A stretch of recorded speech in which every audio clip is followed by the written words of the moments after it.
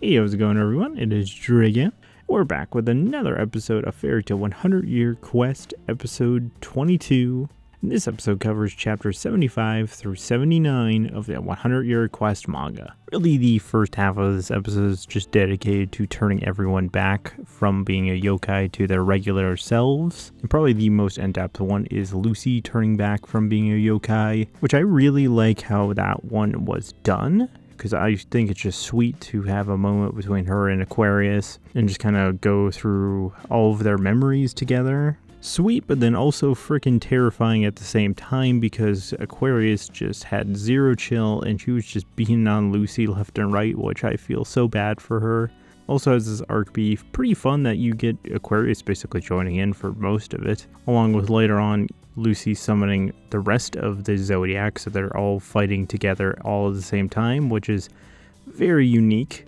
Even some of the pairings that some of the celestial spirits had later on into this episode where they're fighting together, like you had Aquarius and Scorpio fighting together once again, those are just super fun to see. I think for the other ones where they're turning them back to normal from being yokais, the other one that I found quite fun is Wendy's, to where everyone thinks that Wendy is being poisoned, even Wendy herself, to the point where she does a spell to get rid of any poisons in her body, which inadvertently turns her back to normal.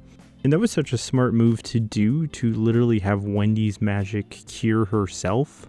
And I just think that whole scene played out super fun, and I just had a blast watching that.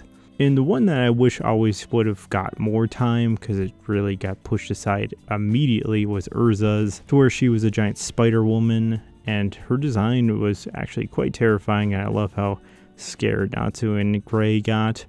But you really just have her as that for a second, and then Wendy literally turns her back to normal in an instant.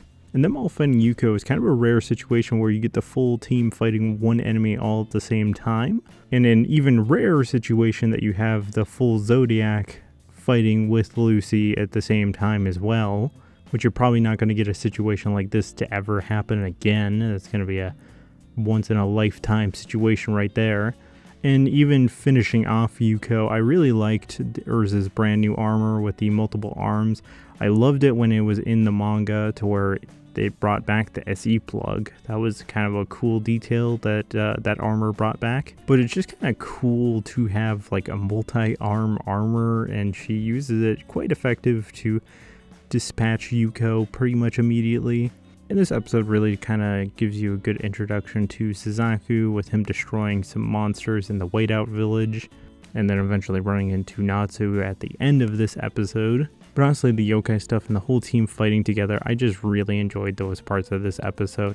It's just so fun to get that and just see the team together, and just also some of the slice of life banter between them, because even the in-between scenes of the yokai stuff, they had fun conversations and they had little fun gags happening along the way. I really enjoyed this episode. There was a lot of very fun moments throughout it. What are your guys' thoughts? Leave in the comments below. Thank you for watching, and this is Drago, signing out.